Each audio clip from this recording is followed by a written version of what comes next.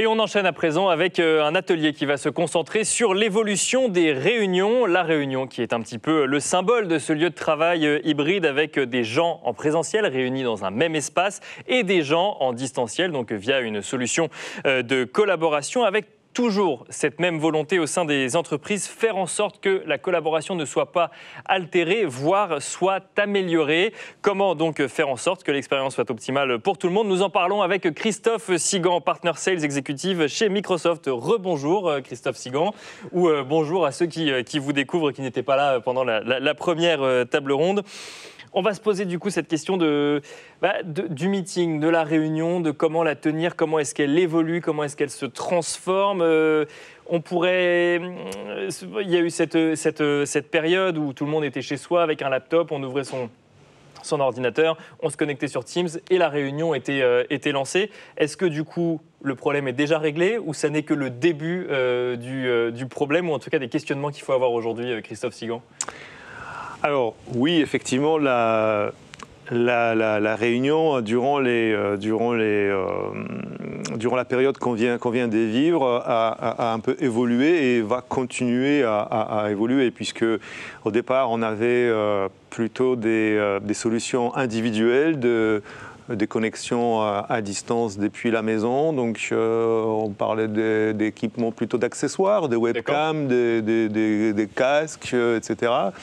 Et désormais, il est question de retour au bureau, partiel peut-être, mais toujours retour. Et il va y avoir plus des questions sur effectivement ce qu'on appelait le mode de travail hybride, où les solutions des espaces partagés vont avoir de plus en plus d'importance, et donc les entreprises vont devoir investir pour équiper les espaces de collaboration de façon à pouvoir réunir des personnes qui vont toujours rester à distance et celles qui vont revenir au bureau, puisqu'on a vu on a publié récemment chez Microsoft un rapport qui s'appelle Microsoft 2021 Work Trend Index, et qui nous permet de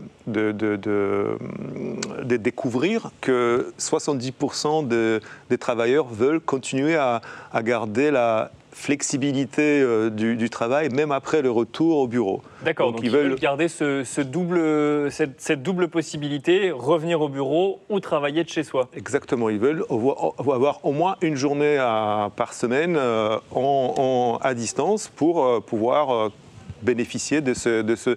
Enfin, il faut avoir. Le retour au bureau va être fait pour des bonnes raisons. D'accord. Entre guillemets. On va changer la raison pour laquelle on vient au bureau, finalement. Exactement. On ne va plus être au quotidien au bureau si on n'a rien à y faire. On va plutôt vouloir rester peut-être à la maison et profiter de son jardin pour travailler et être plus efficace finalement que si on était dans un open space alors qu'on n'a peut-être pas de rendez-vous particulier à réaliser. Et bon, là, on va retourner au bureau parce qu'on a vraiment une raison et ça va être, du coup, ça va nécessiter une adaptation des espaces de bureau. Donc des grandes salles de board, etc. On va plus peut-être avoir besoin des plus petits espaces de collaboration pour pouvoir créer ces réunions mixtes entre des collaborateurs. Et on va en parler. C'est vrai que du coup, si je comprends bien ce que vous nous dites, c'est que bon, il y a eu cette période un peu particulière. On a eu un an de télétravail assez conséquent quand même pour les entreprises. On n'était pas encore dans l'hybride. Là, on y va petit à petit. Enfin, c'est de plus en plus selon les entreprises. Mais du coup, les gens étaient équipés chez eux d'un ordinateur, d'une solution de collaboration, d'un casque, d'une caméra, et la réunion se tenait. C'était réglé, entre guillemets. Ouais. Mais ce n'est pas suffisant sur le long terme pour que la collaboration puisse fonctionner dans ce mode de travail hybride. Aujourd'hui, il faut penser à une expérience qui soit chez soi. Donc là, globalement, on a trouvé, entre guillemets, quelque chose qui fonctionne, mais qui puisse se déporter également au bureau pour que l'expérience soit la plus simple possible, mais en même temps un peu différente au bureau. Exactement. On va avoir maintenant besoin de réunir l'espace virtuel et l'espace physique au sein d'une même réunion, d'une même espace de collaboration. Et c'est typiquement le rôle des équipements qui vont être intégrés à Teams, qui s'appellent aujourd'hui Microsoft Teams Rooms, qui permettent d'équiper ces espaces partagés de collaboration avec l'audio et vidéo haute définition, avec la possibilité de détecter la personne qui parle. D'accord, donc ça c'est directement dans la salle de réunion, c'est pas sur un ordinateur. Exactement, c'est des équipements qui sont à demeure dans une salle, soit dans une salle, soit dans un espace ouvert. On a tout type d'espace de collaboration peuvent en être équipés, mais qui restent sur place, et les personnes qui viennent d'un toucher à l'écran ou d'une commande vocale ou avec son smartphone peuvent commander pour rentrer en réunion immédiatement d'un seul geste. Donc, pas de problème des câblages, pas de problème des configurations. Vous rentrez, vous touchez l'écran et vous êtes en réunion. D'accord. Et donc ça, c'est vraiment le must en termes de collaboration mixte.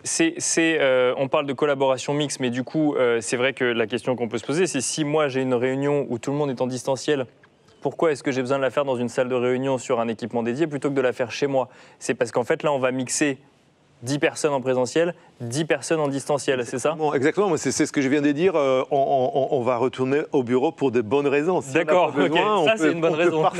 On peut parfaitement tenir une réunion à distance où il y a 10 personnes. Même plus loin, on va revenir au bureau pour les bonnes raisons, puis surtout, il faudra qu'on reviendra au bureau si jamais c'est pas plus compliqué d'être au bureau que chez soi. Oui, mais en fait, on s'est aperçu également que tout ce qui est la partie innovation, est beaucoup plus compliqué à distance. Donc si vous n'êtes pas face à face avec des personnes pour échanger, pour brainstormer, etc., c'est pas du tout pareil. Donc l'innovation est un peu menacée par le travail à distance si vous êtes 100% de temps à distance. La créativité des collaborateurs, le fait de trouver de nouvelles idées, donc il faut qu'on puisse échanger physiquement pour trouver des nouvelles idées. C'est ça, de la même façon avec le réseautage. Donc, je ne parle même pas de ceux qui intègrent les entreprises, parce que pour eux, c'est vraiment une galère. La génération Z ou ceux qui arrivent sur les marchés de l'emploi, mais même les personnes qui ont une certaine expérience, on s'est aperçu que en fait, le réseau les plus proches est beaucoup plus utilisé durant cette période. D'accord, oui, c'est vrai que les interactions sociales se sont recentrées sur le réseau le plus proche. Oui, exactement, et les réseaux un peu plus étendus, il est un petit peu moins cultivé, donc c'est aussi un problème. Donc il faut revenir au bureau, finalement. En tout cas, les gens veulent revenir au bureau, c'est ce que vous voyez chez Microsoft. Exactement, mais on parlait tout à l'heure avec Bruno, je lui disais que je ne comptais... Dans la table ronde qui précédait le workshop, effectivement. Voilà, je comptais même plus les nombres d'opportunités que j'ai détectées avec mes collègues autour d'une machine à café. Donc c'est vraiment quelque chose qui est... ça se commente pas. Vous ne pouvez pas travailler à distance de la même façon. Donc on a vu aussi dans notre Work Trade Index que 65% de cadres il leur manque le retour en physique. Ils veulent rencontrer leurs collègues, leurs partenaires, leurs clients. Donc d'un côté, ils veulent de la flexibilité, de la souplesse dans la façon de travailler, mais d'un autre côté, les contacts leur manquent. Donc c'est un peu contradictoire, mais il va falloir l'accommoder au travers des solutions hybrides.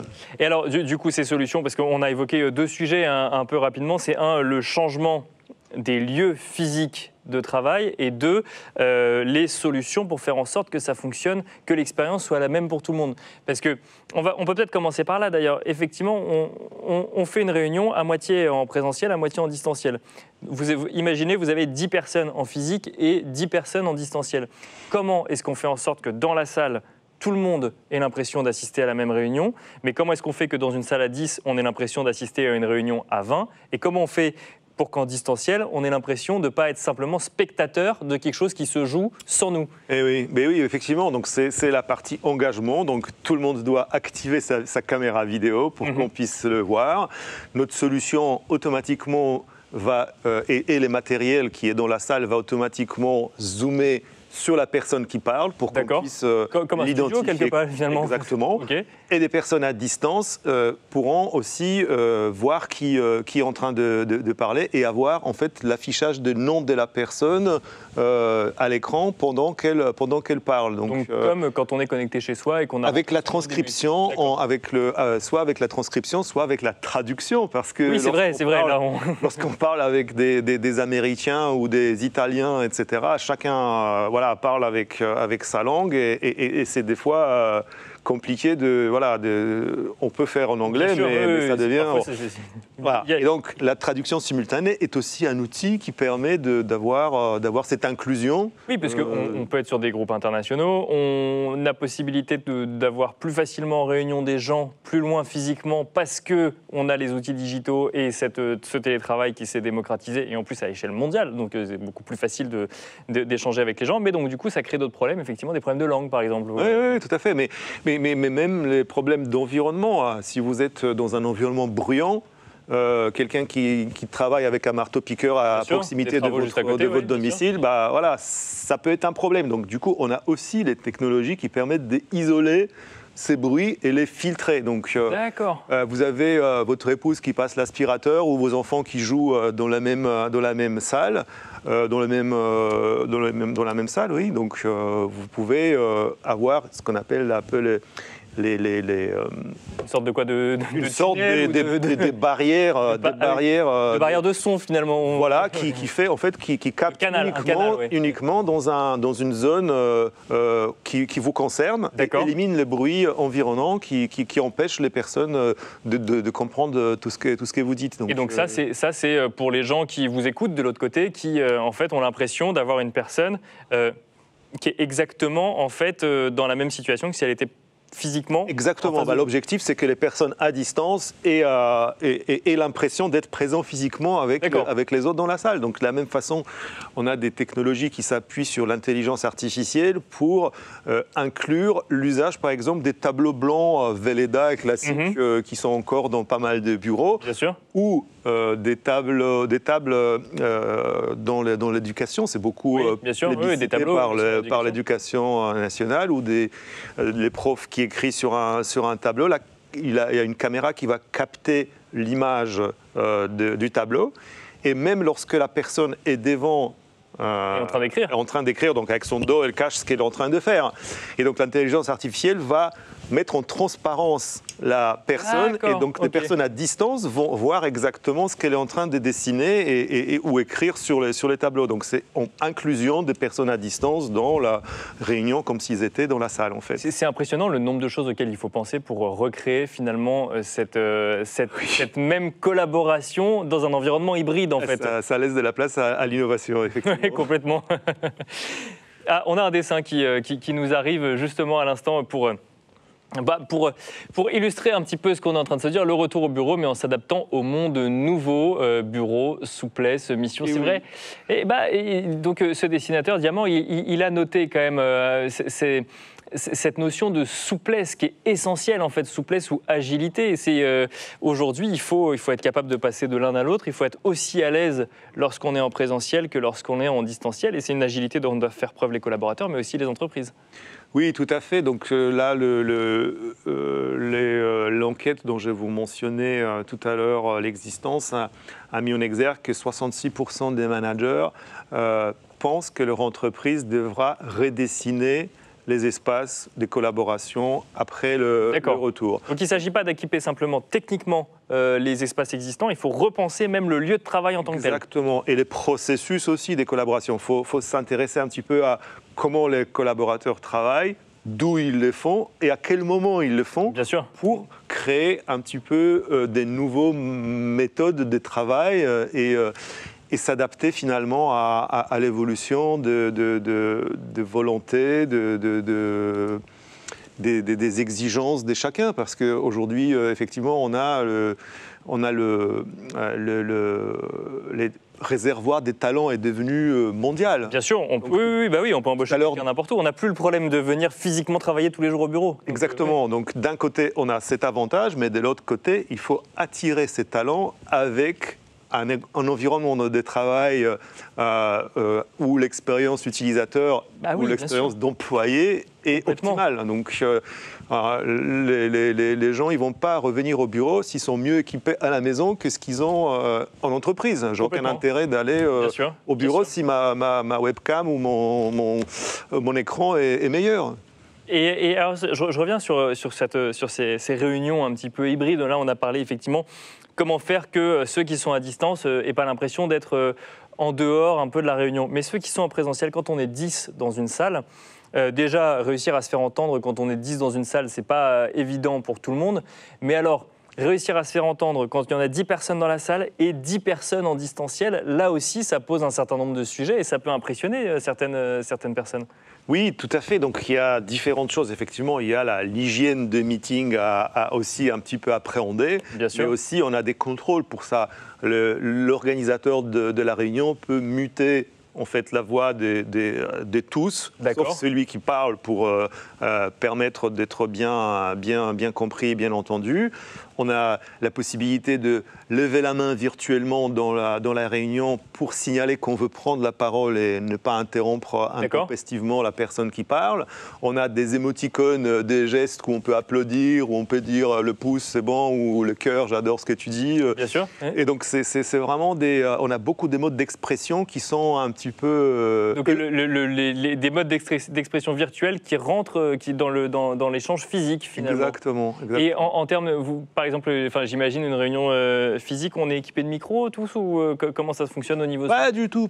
Justement, c'est ça l'objectif, c'est que vous rentrez les mains dans les poches. C'est ça la salle des réunions modernes. Vous avez des capteurs des sons et d'images qui vous permettent donc non seulement d'avoir un son cristallin, mais aussi n'importe où vous vous déplacez dans la salle, ça vous suit. Donc la caméra va vous suivre, les sons va être capté parfaitement et éliminer les bruits parasites. Par exemple, s'il y a plusieurs personnes de la réunion, il y en a une qui sort un paquet de chips pour manger, on va isoler ces bruits et on va complètement l'enlever de la réunion pour les personnes à distance qui puissent être complètement... Ils ne vont pas entendre effectivement les bruits parasites. Voilà. Quand vous échangez avec les entreprises, Christophe Sigan, aujourd'hui c'est un questionnement, le fait de repenser le lieu physique pour justement cette notion de travail hybride, où il y a encore de la pédagogie à faire et la question aujourd'hui c'est plus de savoir quand est-ce qu'on revient au bureau comme avant? Je pense que toutes les entreprises, ou la grande majorité, se posent aujourd'hui ces questions, parce qu'ils ont bien compris d'une part qu'ils pouvaient faire des économies d'échelle, et d'autre part que... on y reviendra parce que ce n'est pas forcément évident cette notion d'économie parce que c'est un investissement supplémentaire pour l'entreprise. L'économie, elle se retrouve du coup parce que le bureau change, donc est plus petit. Et en réduisant tout simplement la surface de leur... Bien sûr, parce que tout le monde n'est plus présent au même moment. Exactement. Oui, donc aujourd'hui, si je prends l'exemple de Microsoft, on n'a pas suffisamment de places de parking pour que tout le monde puisse être en même temps dans les locaux. Et un moyen indirect de vous dire ne venez pas travailler tous les jours, voilà. Physiquement donc, au bureau. On doit, et dans l'avenir, ça va être encore plus, on va dire, dans ce sens. C'est-à-dire qu'on viendra au bureau quand on aura vraiment la bonne raison, que je disais, soit rencontrer quelqu'un, un collaborateur, partenaire, client, et avoir vraiment une raison de le faire. Donc on est vraiment sur des questionnements aujourd'hui au sein des entreprises qui se demandent effectivement comment favoriser en fait cette collaboration aussi. Oui, et puis beaucoup d'entreprises qui s'occupent de real estate, ils ont compris ça. Ils se positionnent sur la mode de réorganisation des espaces, de réappropriation de ces espaces, et ils font des choses assez intéressantes. Alors, on a une question de Jérôme qui nous demande s'il peut poser des questions en direct. Bien sûr, n'hésitez pas, on est là pour y répondre. C'est pour ça qu'on est en direct, justement. Le lieu de travail évolue et puis c'est vrai qu'en fait finalement on se rend compte que c'est une demande des collaborateurs finalement ce fonctionnement de travail hybride, donc les entreprises doivent s'adapter. On a compris que c'était que pouvait y avoir effectivement des notions de coût. Un mot, alors c'est vrai que c'est un sujet qui est un peu en fil rouge sur toutes les tables rondes, mais c'est un questionnement qui est régulier. à chaque fois qu'on fait qu'on équipe en fait ou qu'on crée des nouveaux équipements technologiques, on se pose la question de la sécurité encore une fois. Donc là, j'ai bien compris que c'était intégré dans Teams finalement, mais j'imagine que c'est un sujet qui revient souvent. Oui. Ah bah, vous avez entièrement raison. Hein. Moi, chaque fois que j'ai des discussions avec des clients, ça revient systématiquement à la question de la sécurité. Comment je suis sûr que les équipements que je déploie ne vont pas constituer un maillon faible par lequel les hackers vont s'introduire sur mon réseau, etc. Comment je suis sûr que les caméras ne fonctionnent que quand mes collaborateurs ont décidé de les faire fonctionner? Comment est-ce que les micros... Enfin oui, c'est donc c'est aussi l'objectif de Microsoft c'est pour ça qu'on a créé cette certification. On a une certification pour des équipements Microsoft Teams Rooms qui sont très stricts et donc en fait on examine, on teste, on valide la partie sécurité, la partie compatibilité, etc. Et donc les équipements qui sortent de boîte, ils sont par définition déjà sécurisés, déjà configurés en usine pour être complètement étanches et servir juste à leur seul usage qui est la visioconférence. Et donc, on ne peut pas les utiliser pour autre chose? Non, vous ne pouvez pas ouvrir un navigateur, aller sur le web depuis un équipement Microsoft Teams Rooms. Donc c'est quelque chose qui est connecté à Internet, bien évidemment, puisque Teams est une solution cloud. Mais c'est un équipement à usage unique, verrouillé et complètement scellé. Vous ne pouvez pas, il peut exécuter qu'une seule application, c'est l'application Teams. D'accord. Rien d'autre et c'est complètement étanche. Et donc vous n'avez même pas besoin de le mettre sur les réseaux d'entreprise. En termes de connexion à Internet, ça peut être complètement sur un réseau isolé, il a besoin d'accéder à rien du tout sur votre réseau interne. Donc ça ne peut même pas faire un rebond. C'est là la garantie de sécurité en fait. Voilà, vous pouvez vraiment être tranquille que ça ne constitue pas un vecteur d'attaque supplémentaire. On en a déjà suffisamment comme ça. Bien sûr. Et donc, en fait, n'en rajoutons pas. N'en rajoutons pas. Et donc ça peut être clairement sur son propre réseau. Pour autant, est-ce que moi, connecté sur mon ordinateur à Teams, je peux me connecter à Team Rooms? J'imagine qu'il doit bien y avoir une interaction. Alors, il n'y a pas d'utilisateur connecté sur Teams Rooms. D'accord. En fait, c'est un compte de ressources. D'accord. Tous les trucs est là, c'est-à-dire que vous connaissez pas son mot de passe, vous êtes pas connecté sur ce truc. C'est juste l'application qui est connectée. D'accord. Et vous avez l'interface utilisateur qui présente les réunions planifiées à venir. Donc vous touchez juste d'un doigt pour rejoindre la réunion. Vous pouvez partager les contenus, vous pouvez faire ce que vous faites dans Teams habituellement avec Microsoft Teams Rooms, mais vous ne pouvez pas l'utiliser en tant qu'utilisateur désigné. C'est un compte des machines. Et du coup, je l'aurais invité en amont à ma réunion que j'aurais créée sur mon propre Teams? Exactement. Dans Teams, quand vous créez une réunion, vous invitez la salle et automatiquement, la réunion est disponible pour tous les utilisateurs qui se présenteront dans la salle. Et si vous rentrez avec votre smartphone, parce que comme on dit que vous pouvez commencer votre réunion n'importe où, sur n'importe quel périphérique. Donc imaginons que je suis en voiture, je ne conduis pas, donc je peux être sur mon téléphone, je vais donc rentrer en réunion sur mon smartphone avec l'application mobile Teams, et je rentre dans la salle des réunions équipée avec Microsoft Teams Rooms, et par le biais des Bluetooth, la Teams Rooms va détecter que je suis déjà avec un client Teams sur mon smartphone. Et ça va proposer automatiquement de basculer sur la salle en mutant pour ne pas avoir l'effet Larsen désagréable. Donc ça va vous automatiquement basculer sur la salle. Tout l'enjeu, c'est l'expérience utilisateur. Donc c'est ce que je dis, Microsoft Teams Rooms, c'est l'expérience utilisateur poussée à son paroxysme, d'avoir vraiment l'expérience utilisateur optimale entre le logiciel et le matériel. Et donc d'avoir le moins d'agissement sans couture. Exactement. On a un nouveau dessin de Diamant qui croque un petit peu nos échanges toute la journée. Des outils pour la captation des réunions mixtes. On voit une caméra, on voit un micro, je bouge en hybride et c'est clair et fluide. Donc il fait même très amusant ce dessin. C'est ça. C'est vrai qu'on peut tout faire. Du coup, en hybride, il nous reste quelques minutes, Christophe Sigan. Là, on imagine en fait le bureau, le bureau et le lieu de travail d'aujourd'hui. En fait, c'est l'enjeu actuel des entreprises. On n'est pas sur de la prospective à 6 mois ou 1 an. Oui, c'est déjà disponible depuis longtemps. Donc effectivement, il y a tout le temps des innovations, aussi bien Microsoft que nos partenaires innovant et rajoutant des équipements nouveaux, etc. Mais c'est des solutions qui sont disponibles déjà depuis 2 ans et qui sont en plus dans la continuité de ce qu'il y avait précédemment. Donc c'est vraiment, vous ne prenez pas des risques, c'est pas une technologie nouvelle qui, bon, effectivement, avec la pandémie, beaucoup de gens qui ont découvert un petit peu ces technologies, mais c'est des technologies très matures et chez Microsoft, on a depuis des dizaines d'années, on a déjà la partie visioconférence, la partie téléphonie qui est dans notre ADN. Donc, il n'y a pas des risques technologiques liés à ça. Et donc, si je peux mentionner, par exemple, une innovation récente, c'est, par exemple, on a des partenaires qui ont, en collaboration avec Microsoft, ont créé ce qu'on appelle Microsoft Teams Panels. Ce sont des petites tablettes tactiles qui se mettent à l'entrée de la salle et qui peuvent s'allumer avec un petit liseré rouge lorsque la salle est occupée, liseré vert lorsque la salle est libre.